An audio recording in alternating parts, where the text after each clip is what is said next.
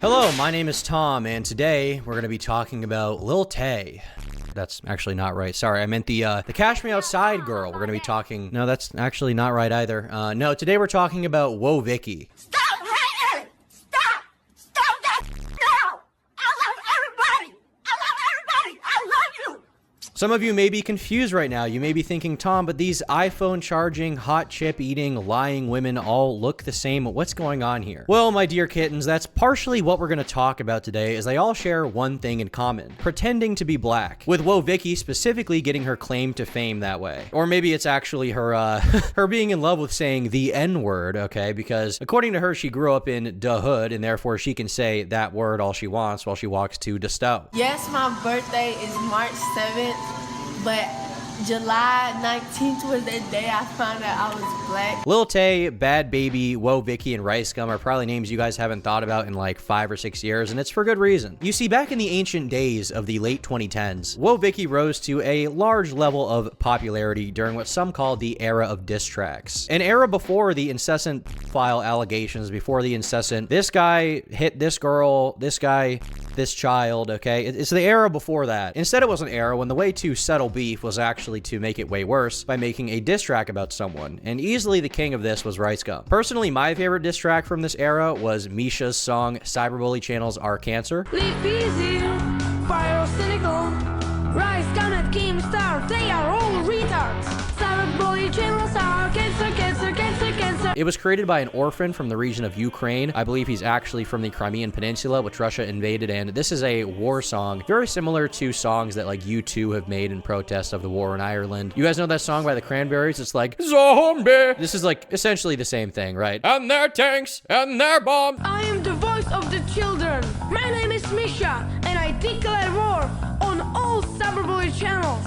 Stop bullying little kids. These things need to end. You are cancer! But that era has come and gone, and with it, a lot of the creators associated kind of fell off the face of the earth or retired altogether. And that makes sense. It was like 7-8 years ago now. Can't believe it's been like almost 10 years since 2016, but it has been. We're getting old. I'm getting to be an old head here, chat. But most of these people have moved on. You haven't heard about Bad Baby in a while. Lil Tay did kind of try to come back recently. I don't really know what's going on with her. I think she actually has some kind of health complication, which, you know, I feel bad for her in that way. So paying respects to Lil Tay. But most of this stuff I feel like should have been left in the past. We don't need to go back to this era, okay? It was fun when it happened, but now it's like, all right, you know, we're a little past that. You know, I kind of see it as like Rice Gum is kind of like an analogy for slavery. Like, it was good while it happened, but we just don't need it anymore, okay? We're no longer in need of it. We've moved past that. But despite my best wishes and my very progressive mindset, WoahVicky has decided to make a major comeback recently. She made headlines for apparently faking a kidnapping and a few other funny little bits here and there, and this really piqued my interest. And after digging into her full rise and fall, I am fully convinced that actually she doesn't think she's black. She is black. She is the very first successfully transracial woman on the planet. So buckle up, grab your popcorn, your gamer subs, grab your gamer subs. So WoahVicky's real name is actually very ethnic, in case you don't know. Her legal name is actually Victoria Waldrip, but I'm just gonna call her Vicky because it's, you know, it's easier than Victoria Waldrip. Her name is almost as aristocratic as like Brandon Buckingham, okay? Crazy. And as I said before, WoahVicky's really referred to as the white girl that pretended to be black or thought she was black back in the day. You may notice that she talks with a certain twinge, a certain inflection. She often puts on ebonics very aggressively in a very, I'd say, like, you know, I'm not one to talk like this, but she puts on ebonics in a very aggressive, somewhat culturally insensitive way. Many have accused her specifically of fabricating a Zone 6 Atlanta accent. As you can tell, I know a lot about that area from the way I talk about it, because she wanted to sound like she was more urban, she was more hood than she really was. Because in certain ways on social media, if you come across like you have a certain background, you may get a lot of attention. And WoahVicky, as white as she is, knew that she would get attention doing this, whether it was like an intentional thing, as in like, I want people to think I'm hood, or whether it was like more of a troll thing. It's the kind of accent you hear at the gas station from a friendly unk that spotted your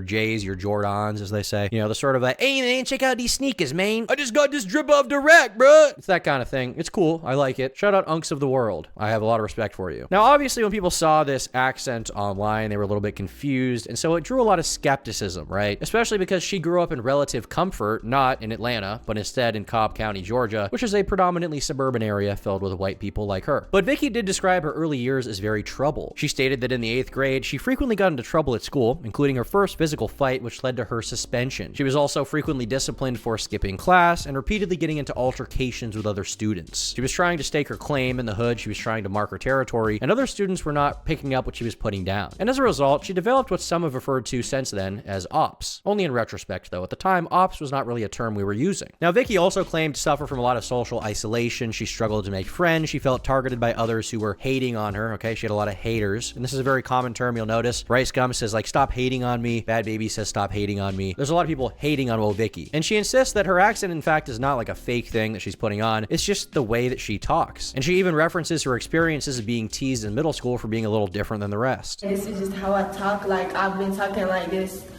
forever. Like, this is just my voice, my accent. Like, come on, bro. You know how to talk proper, bro. You was a gothic. You got picked on in middle school, bro. You was a goth, my nigga. So for her junior year of high school, she attended Marietta High, but ultimately she actually dropped out during that year. And from there, she transitioned to homeschooling because she just couldn't take the school environment. There were too many ops. She's admitted a lot to struggling academically, all right? She says her grades were pretty poor, although she did have a high interest in some subjects like math. She's actually great at trigonometry. You may not know that, but she is. And during this time, she also briefly worked as a hostess at a local restaurant, but she ended up quitting, stating that she disliked being told what to do. She disliked having a boss. She had her own kind of mind for what she wanted to be, and the boss was not in line with that. Therefore, the boss became her op. And her family obviously wasn't happy about this, but at the same time, they wanted her to succeed, and they started to support her a little bit financially. Surprisingly, after she dropped out, her dad bought her a car because he wanted her to be able to go to a job. But as she's indicated, working actually was not really a necessity for her. It turns out that despite her saying she grew up in the trenches, her dad was actually a successful real estate developer. So, you know, make of that what you will. I think it's a false allegation. I think she probably did grow up in the hood, and there's a lot of ops lying on her name to this day, going all the way back to middle school, kind of the same situation. But, you know, that's what they're saying. They're saying that her dad's a real estate developer. And so as a result of her dropping out of high school and also not having a job, she decided to take part in extracurricular activities. But these activities were not sports. They were not dancing. They were not some kind of debate club thing. As amazing as that would have been to see her debating, we didn't get that. Instead, she became deeply engaged in social media. And ultimately, there was one figure she really looked up to, and that figure is Cardi B. Cardi B makes a lot of music. She used to be a stripper, and she really became WoahVicky's idol. She became her animus. She became the thing that she would base her entire personality, and some would say her accent on. The difference being, of course, that Cardi B is, well, she's not like WoahVicky. To put it mildly, she's not like WoahVicky. And you are Cardi?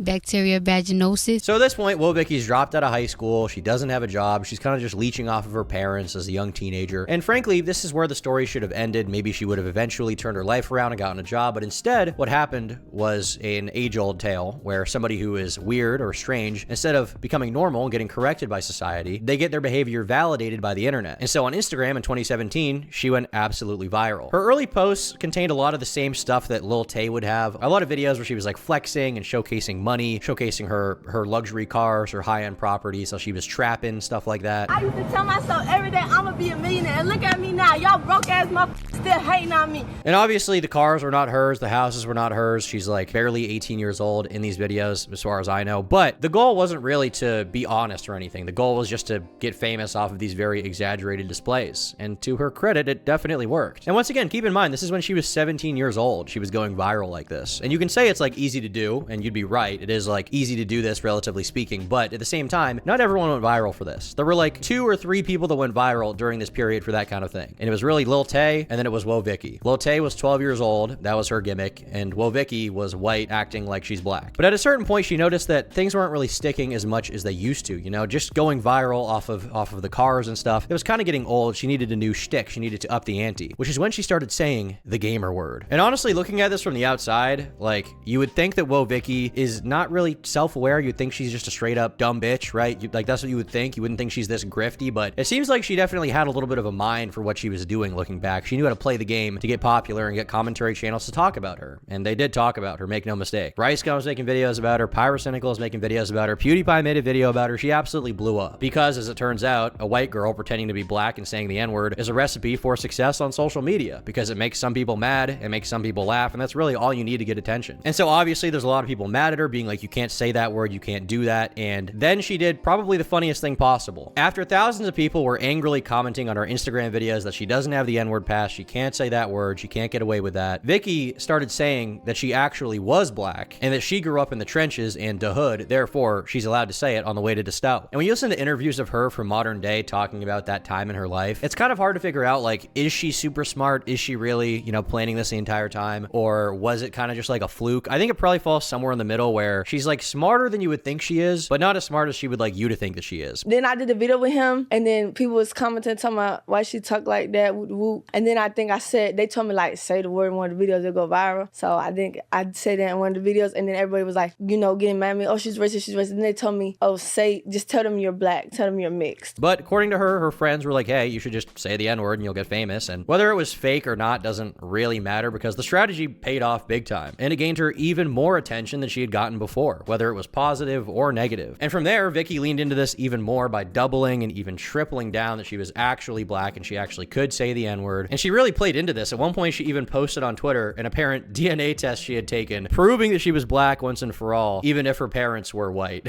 which is just awesome. She had the official N-word seal of approval, as the brothers say. And that made her go even more viral and reach peaks of popularity higher than she ever had by this point. I took the test, and they said I'm black. That means I have the right to tell y'all that I'm black, because I took the test and the results came back and they said I have a percentage of black in me. I'm not fully black. I never said I was fully black. I'm black, which means I have black in me. And just because I don't look black, that don't mean that I'm not black, you feel me? Because if you sitting there judging me by the way I look, that's like make you racist. I have the right to say that I'm black because I'm like ancestor. All I know is I took the test and they said I was black. Well, they said I didn't say I was black, but they said I had black in me. So, you know what I mean? But like, I don't know, because I guess a lot of y'all took it the wrong way and like this is how I act, this is how I talk, like all that stuff, that's how I act, like that's my everyday, like if you know me in person, that's me, like that's how I've been acting. But keep in mind, Vicky as a black person isn't willing to date a white individual, okay? She's not gonna go out and do that. She's not gonna race mix, okay? Because while she thinks it's okay to do that, she personally wants to keep it within the culture and have black children that look just like her. Therefore, at a certain point in time, she began dating a young African-American gentleman named Poppy JJ. Poppy JJ is her boyfriend, okay? Now, in retrospect, Vicky says that this relationship was basically staged for social media clout. Again, that could be cope. They could have had a relationship. Maybe it was staged. Who really knows? We weren't there. But if you do need some proof that maybe they did love each other, I think the proof would be that Poppy JJ, instead of condemning her and breaking up with her for saying this word, instead, he defended her. He said she is black and she can say that word and there's nothing wrong with her saying it. The DNA tests do not lie. People say she's not black, but like at the end of the day, she took an ancestry test and her results came in. Like, results don't lie. I've been talking like this forever, like this is just my voice. That's actually like really like how she talks. So he brought even more attention to her name, to her brand, and she got a ton of followers on social media. I mean, she has almost 4 million followers on Instagram, and it's basically all from just baiting people into being mad at her, and then also making some people laugh because of how crazy the bait was, and it fucking worked. Where the fuck are my Zins? I need to find them. I'm gonna kill myself without them. But before I go any further, it's time to make a little dosh. From today's sponsor, GamerSupps, the best energy drink in the freaking game. GamerSupps is packed with everything you need to stay calm, focused, and locked in without everything you don't need. It's the energy drink with 0 calories, 0 sugar, no headaches, no blood sugar spikes, unlike every other energy drink, and it's only 40 cents per serving, making it extremely affordable. They've got all these fun flavors like Chug Juice, Crusaderade, Kissy Kissy Passion, and every single one of them tastes great. They've even got a caffeine-free option if you're a total pussy. You guys can all get 10% off GamerSupps right now using code TOM at gamersupps.gg. Click the link at the top of the description to get that deal right friggin' now. And now back to making fun of people because I love it so much. Don't love you though. I will say, I do think that the black N-word thing, how do I say?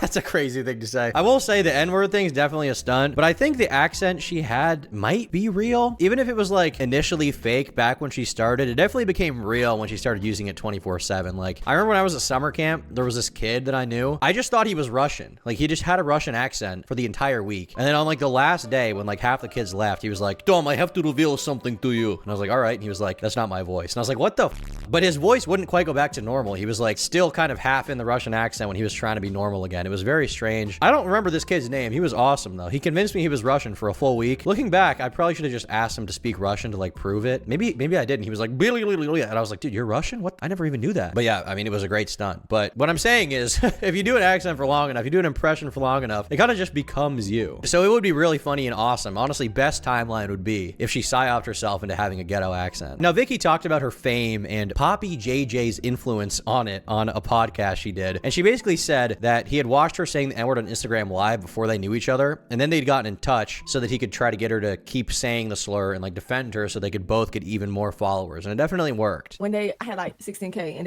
they seen me on live and I had like 10 viewers and I was just talking the way I was like 16, 17. I was just talking the way I talk and I think I said N-I-G-G-A. I said that on live and then the little sister found me. It's like around the time to Catch Me Outside girl was going viral and she told her brother like, yo, this white girl is wild. Like she could go famous. Like she lit. Like they know they're like geniuses. Yeah, like, marketing you stuff. know what I'm saying? And then so then Poppy JJ was like, let's do a video type stuff. And then like I was like his girlfriend and then like I was and just talking the way I talk and then I said the N-word in one of the videos and then because they was like say that because they go viral type stuff. Yeah. And then it was helping him too because like he was trying to get his followers up and I was like his girlfriend that was like white and crazy and but it was just staged, like it wasn't really your boyfriend. No. And then I was like, dang, they all hating me saying I'm racist because I said this word. What should I do now? And then I think the little sister told me like, just tell them you're mixed.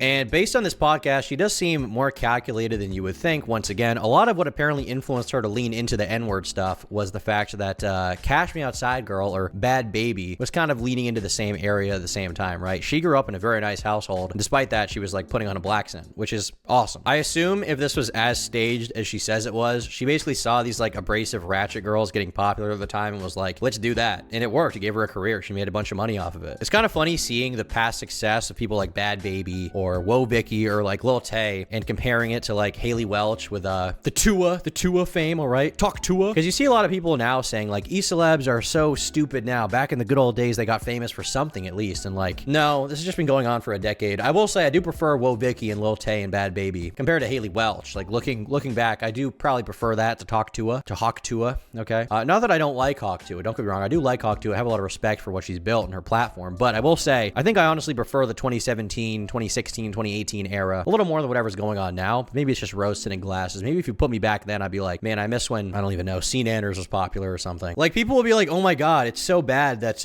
it's so horrible that Haley Welch made like $1 million or $2 million off of crypto. Meanwhile, Bad Baby made $57 million off of OnlyFans, all right? You don't know what bad looks like. You don't know what bad looks like at all. You don't know how bad things can get. But to kind of get back on track here, if Vicky is telling the truth about all of this, it's pretty obvious that she blew up off of rage bait, off of the motto of any publicity is good publicity. And a lot of the influencers in this diss track era definitely utilize that strategy. I mean, Lil Tay blew up off of faking a character, pretending to be rich and flexing all the time, putting on an accent that she did not have. And it worked in large part because commentary channels like mine, I mean, I wasn't really popular back then, but commentary channels like mine that existed back then would make videos and be like, oh my God, this is so outrageous, this is crazy. And then it just kind of feeds this, in the words of Miranda Sings, all right, the ukulele girl, the toxic gossip train. It kind of fuels that whole thing. It's like a symbiotic relationship between the people rage baiting and then the commentary channels who get rage baited but are kind of in on it. They kind of know what's going on and they kind of just go back and forth. Hand in hand, they make millions of dollars together. Although I do think that probably WoahVicky and Lil Tay made more money than the commentary channels. Could be wrong, but I think they probably made more money. One person pretends to be a crazy character and that sparks outrage and controversy, and then another person would commentate on it and call them smelly or whatever commentary channels said back then. You know, back then they're probably calling them the N-word.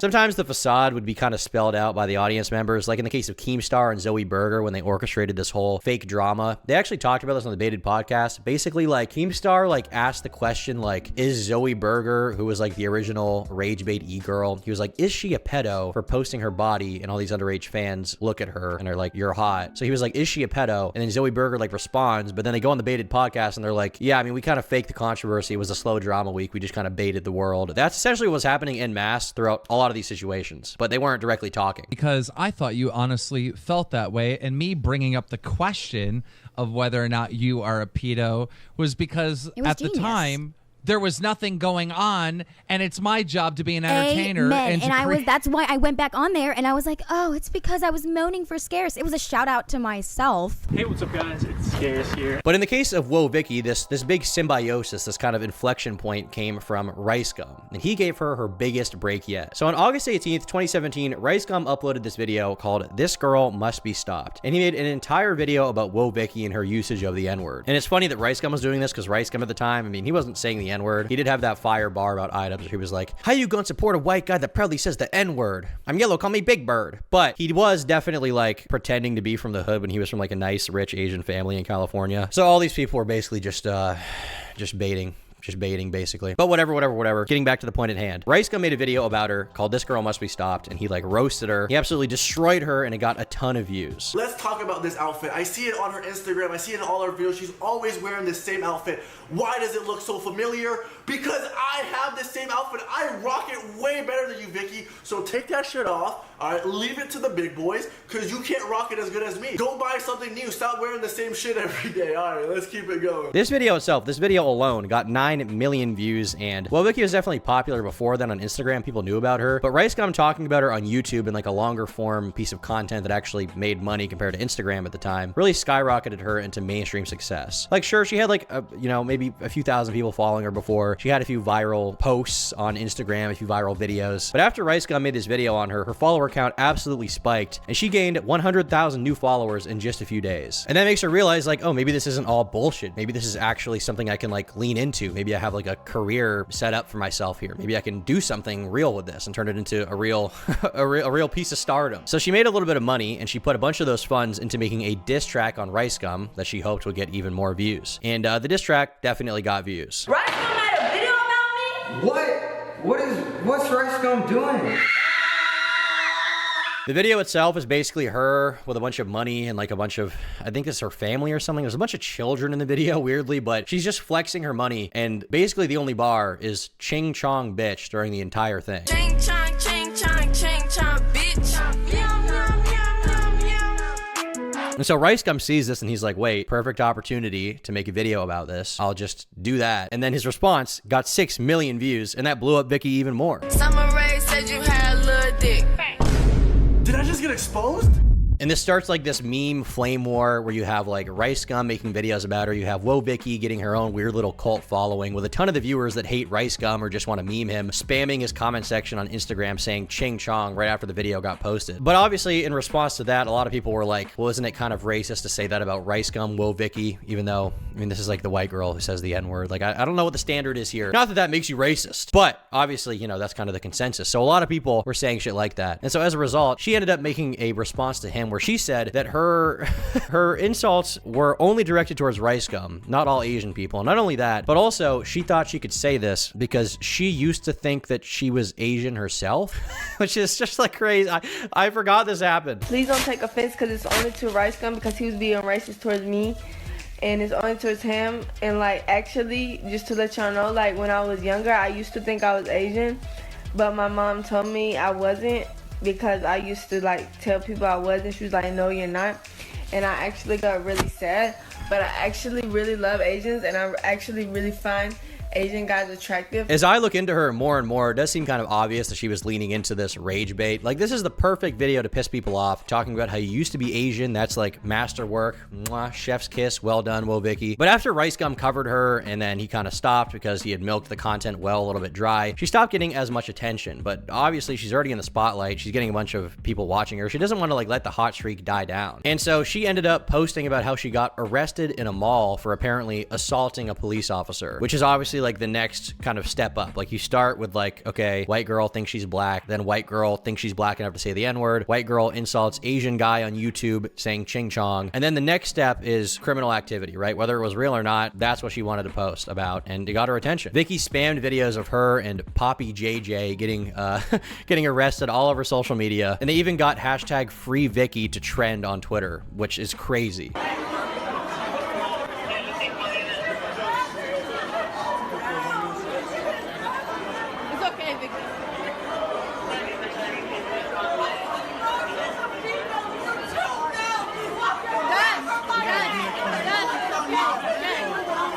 Now, Vicky claimed that she was arrested because the cops were racist because she was black, and she ended up posting her mugshot for everyone to see, which is an awesome mugshot. You can see here she's got a little bit of a tattoo down there. For some reason, it looks like she's like naked. I assume she's just wearing like a low-cut shirt. Big chin, by the way. Never really noticed that. Nice chin, WoahVicky. I don't know if you've been viewing, but nice chin. Not as good as mine, but almost there.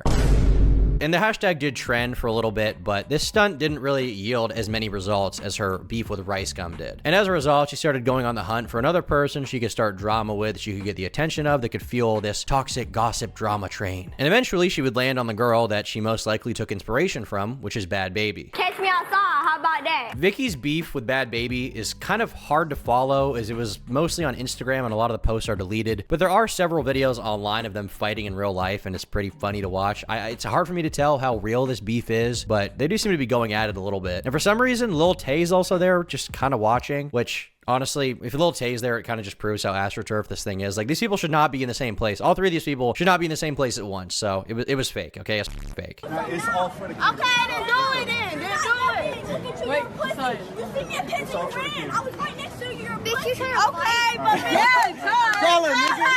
bitch, shut your thought ass up, little hoe. We know all that. We all, hey. Bitch, shut up. Hey, already did. Alright, so basically how it started was the Cash Me Outside girl, aka the Ed Sheeran looking ass boy, hit up my line and said like, oh, we want to be friends, like we want to collab with you, like bring all your homies. And then when we got there, she pulled up with 2 grown-ass bodyguards that were trying to assault a 9-year-old. But Vicky's appetite for online attention wasn't satisfied. And so next, she set her sights on an even bigger target, okay? She had Rice Gum, she had Lil Tay, she had Bad Baby, but her next step up was Snoop Dogg, which is definitely a pretty big step up, okay? Like, I don't know why she thought Snoop Dogg would respond to her. I don't think Snoop Dogg has anything to gain at this point from interacting with low-level E-celebs unless they're directly paying him, like in the case of FaZe Clan. You Snoop Dogg, you a pussy nigga. Put your hard back head ass. You probably got AIDS with your old ass. You look old ass, you hard bitch. You back. look like I a fuck your chihuahua bitch with with your a old hard ass. back. But like, you may as well be shouting at the wall. This is like me trying to start beef with Eminem. It's like the Tom Dark Eminem beef is crazy. No, he does not know who I am. I have like nothing. He's Eminem. But shockingly enough, as stupid as this seems, I don't know why he would even respond to this in a million years. But Snoop Dogg did actually respond to her, and he called her a funky-headed white bitch, which is true. You funky dog-head white bitch. I can't believe you said something about me. I'm gonna leave it alone though, because you don't know no better. And them goofball you got with you, they don't know no better either. That's why I'm in the gym, so I can f one of y'all up on sight. No, I'm just playing. Oh my God, what has hip hop come to? Like, I don't know if he was just bored or Vicky was really just that massive back then, but the reason doesn't really matter because obviously after Snoop Dogg acknowledges her, she skyrockets in popularity again, particularly in the underground rap scene. I mean, frankly, if you have Snoop Dogg replying to you, you have made some kind of mark. So, I mean, congrats to her, all right? I gotta give her props where props are due. She did get the attention of the dog. And Vicky did make an apology video to Snoop Dogg, but it was pretty clear that she was over the moon with the attention that she was getting here, that he even responded to her like one of the most famous rappers of all time, one of the most famous pop culture icons. This guy was at the Super Bowl, okay, is talking about WoahVicky. Crazy, absolutely crazy. And WoahVicky at this point was starving for attention. She was on an absolute rampage. For example, she accused Lil Nas X, a very famously gay artist, okay, he made this song where he's like having butt stuff with the devil, all right? Good song. He did do that though. I used to listen to that song Industry Baby in class, okay? Good song, but I remember one time I like brought up the Spotify and it just had him like naked in the showers. I was like, bro, it's so, there was like 5 girls sitting behind me. It was like, well, now they know I'm gay. But she accused him of being gay for attention, basically faking being gay, right? And the way she talks about him in the industry makes me think maybe part of her was being genuine, like the way she talks about selling your soul to the industry. Like, it's kind of like a little bit too deep for it to be like a totally fake allegation she's making, but at the same time, she's still accusing him of faking being gay. I wanted to say this about Lil Nas X. I got a few friends that went to school with him and they said he was never gay. So Are you serious? So I know for a fact like what he doing is because like they told him like you gotta do this now if you want. So you feel like he not really gay? I feel like ain't nobody really gay in Jesus' name, amen. It's getting popularity, getting you money, getting you views. So it's like selling yourself, like you do this, you going with whoop. The industry, it's like you have to do certain things to get that. And the response from him wasn't as extreme as the previous ones, but it is pretty funny. He said, who gives a what Ja Rule thinks at a time like that? I mean, that is good. I do like that. But this is kind of the last noticeable beef or call out that Vicky had. After this, she kind of went down in popularity. That was kind of her peak when Snoop Dogg and Lil Nas X were tweeting at her. That was kind of as big as she could get because she was just kind of like, you know, she was a meme for a while, but she didn't develop like a real core fan base. There wasn't any substance to it. It was just like, what crazy thing is WoahVicky gonna do next? And then when she stops doing crazy things or the crazy things stop being as notable, she's just gonna, you know, slide into irrelevancy basically, right? Irrelevant. I feel like this guy thinks he's like above people, and he was calling people peasants and irrelevant. As the months went by, people care about her less and less. Eventually, she's trying to drum up anything for attention. She started a music career by making genuine music videos that weren't like call-outs. They were actual songs, which, I mean, they're something. They're definitely songs, I can say that. Like, it is a song. But apart from that one she released, they didn't really get any views or attention. So the years go by, she's fading in relevance, nobody cares about her, and basically, just nobody gives a shit, right? She's part of the past. But in 2022, she wanted to make a comeback, and so she started a brand new arc, and that arc is the Christian arc. Years after the height of WoahVicky's fame, she posted a video on her channel titled WoahVicky's Testimony, where she appears much more grounded than usual and talks about her apparent journey to Christianity. She opens up by talking about her past and the fact that both of her parents were alcoholics and how that had a big impact on her, and it kind of made her realize that she doesn't want to be like them. She doesn't want to be a slave to her vices, you know, a sinner. She doesn't want to engage in that kind of thing in lust and in pride and in greed and envy and gluttony and wrath, okay? Doesn't want to be wrathful. What are the other sins? Gooning. So she wants to turn to religion. When you look at it and you see how their life turned out, it's like, oh. Then I see my dad's life, you know what I'm saying? He old and is chasing women and drinking every day. And I ain't trying to live like that, but I'm trying to be married, settle down, kids, you know what I'm saying?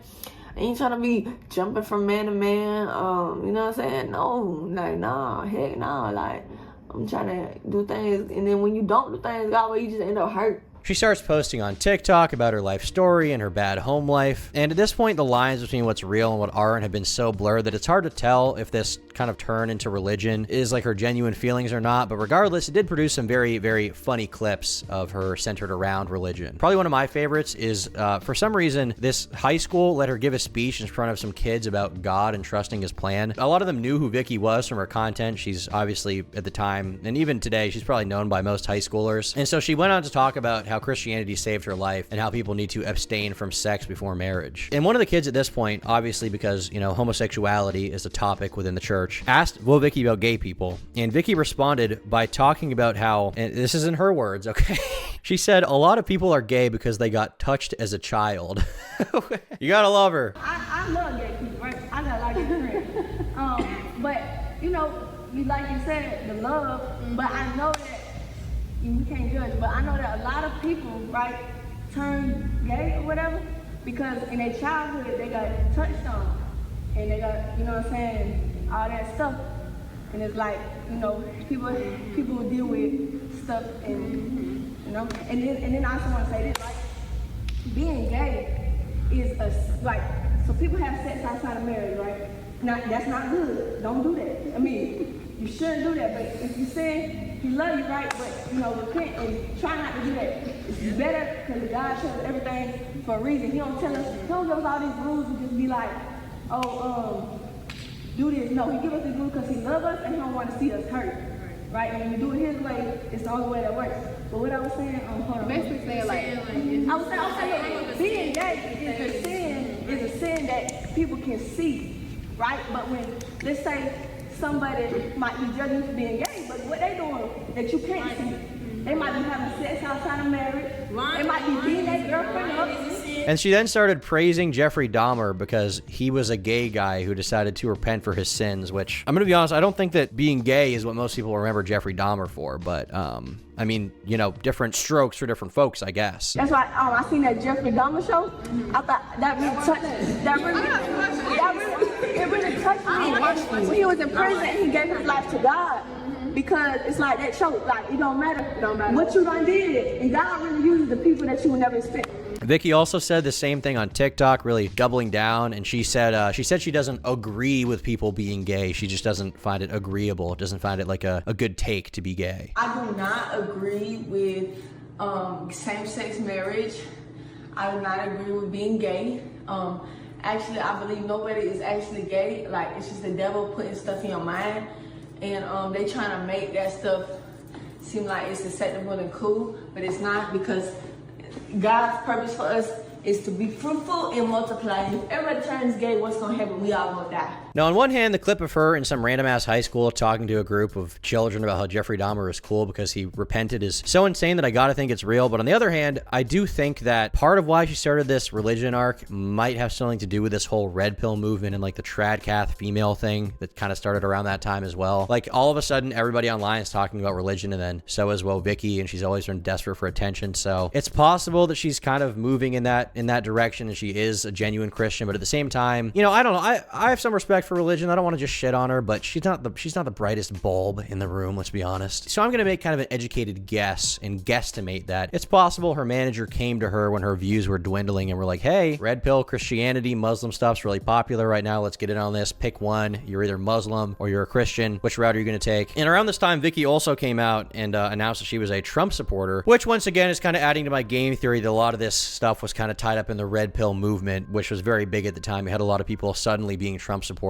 So, you know, I think there could be something to that, but I'm sure that Trump was very thankful that she was able to contribute to his campaign, and we do love to see that, all right? She went full chud. She went full chud. And that brings us to the reason that WoahVicky has gotten into the headlines recently, the reason that everybody's talking about her right now. So pretty recently, Vicky went out and tweeted about how much fun she was having in Nigeria. She was making a trip to this African country, having a good time. But then a few days after that, one of her friends posted pictures on his Instagram story with a caption that was very concerning. He said, "My friend WoahVicky got kidnapped in Nigeria by this man who FaceTimed me this morning asking for $1 million in ransom. If anyone can help, let me know. This isn't a joke. Dead serious. I already filed a police report." Now, this was followed up by a tweet from Vicky's official Twitter account saying, "I have kidnapped Vicky. She is with me in Nigeria. I am demanding $1 million for her release."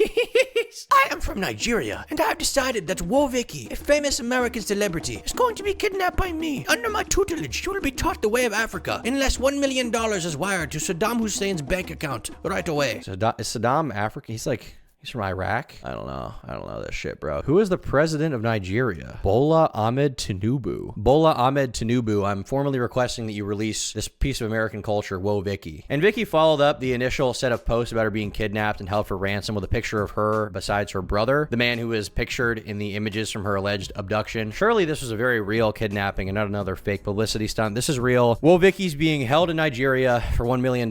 That's way too much. Nobody would pay $1 million to get WoahVicky out. I'm sorry. She's not that much of a national treasure. She is a treasure, but maybe 850,000, maybe, okay? Maybe 800 racks. I wouldn't say $1 million. I wouldn't say she's worth $1 million. And at this point, she deleted, the kidnappers deleted all of her tweets about this topic, but then she ended up coming clean during a live stream explaining that it was all a ruse and that she was faking it the entire time. And when people are like, well, why? She's like, well, I just got bored. I was just bored and having fun, just getting a laugh.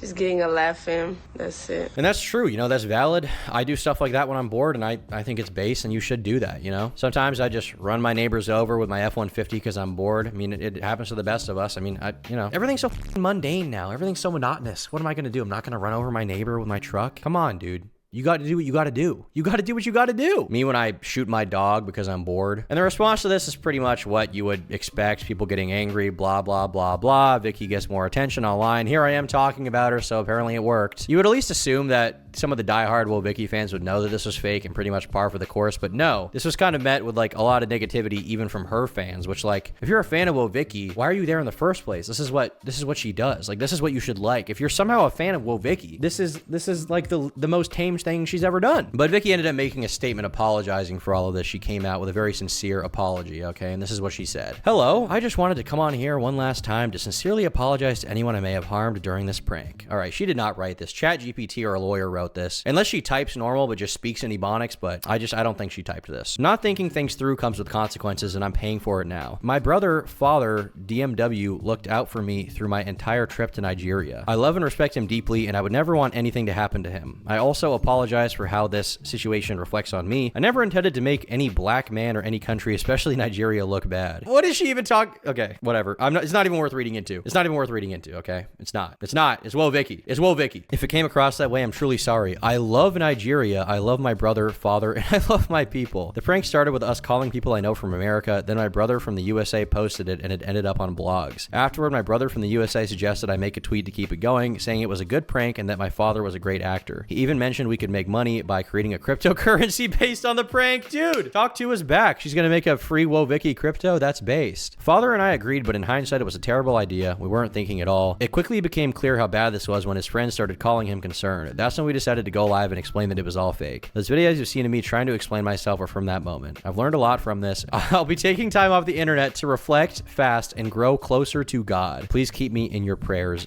God bless. And so that's her statement. She sincerely apologizes. She feels bad for faking the WoahVicky kidnapping situation. Almost got Moist Critical to make a video about it. You were one day away. Just had to hold out a little longer. You could have gotten there. As I've said before, pretty much everything WoahVicky's done, the entire reason she's gotten popular in the first place is off of AstroTurf drama. So I honestly expected this fake kidnapping stunt to just be like kind of a last cry for attention to get some people to care about her or something again. But surprisingly, she's actually still pretty popular even after this. And I think that's because, I mean, the reason she blew up in the first place is because of the rage bait. Like, that's what people were there for. And she's still providing that product, if that's what you want to call it, to people. She's still averaging like 1 million views on TikTok every day. She's got almost 10 million followers. I don't know what she's going to do if TikTok gets shut down, but I mean, she figured out how to go there from Instagram. Maybe she could make a YouTube channel and get big there. Who knows? The fact that this many people still watch her to this day is like a big mystery to me. Like, I thought that nobody cared about WoahVicky. I didn't think anybody even thought about her anymore until this, but somehow she's still, you know, doing it to this day. She's still popular. She's still famous. And a lot of people like to hate on Vicky, you know, they like to rag on her, and I think it's fair to dislike her. But I will say, you know, as insufferable as some of the things she does is and have been, like, she is pretty funny. You gotta admit, like, she had a good bit, okay? Like, sure, she fakes a lot of dumb stuff for attention, and like, it is irresponsible, but at the same time, like, faking getting kidnapped in Nigeria for attention is funny. Like, that is good content. That is Kino. That's what I like to see, all right? The internet is fun, okay? I like it. At least she's making conversation pieces you can talk about with your coworkers or your 9-to-5, or, you know, stuff I can talk about on my YouTube channel to rinse her for money and milk her for content. I don't have a problem with that. But other than that, what her future holds is kind of a mystery. I doubt WoahVicky's gonna become like a visionary director or rapper or artist in the near future. I let my God cook and then I'ma do the dishes. Don't nobody mess with my Jesus. I'm once again, I'm still perplexed that millions of people are watching her TikToks every day. So I guess anything's possible. You never know. Maybe she's the next David Fincher. Maybe she's the next Spielberg. All right. She's going to make Jurassic Park again, and it's going to be great. I mean, she's interested in crypto, clearly, or at least her brother is, and wants to make money off the Nigeria coin thing. Maybe they can get together and, you know, contact Haley Welch and go on Talk to Her and have a whole thing. I mean, that'd be awesome. Speak of the devil, it's been a month since we got a new episode of Talk to Her. Kind of disappointing, kind of disturbing. Don't really like that, but, you know, it is what it is. We can't have everything we want in this life. Anyway, thanks for watching, and bye. This is Tom Dog going cold turkey, boss. I already told you, stop gooning and jerking off. You saw the merch, make a purchase, dog. Got all the thirsty thoughts in a twerkathon. They all trying to slurp to my jerky soft. I had enough, had to bust in the Kirkland sock. Barefoot, raw dogging in my Birkenstocks. Then it's back to the turkey slop, cause the work don't stop.